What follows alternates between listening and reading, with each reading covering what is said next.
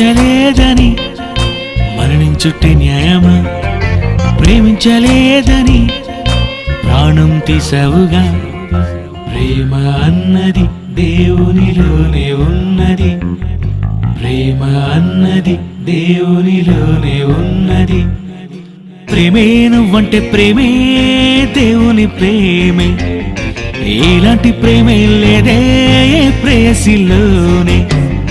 ప్రేమించలేదని మరణించుటే న్యాయమా? ప్రేమించలేదని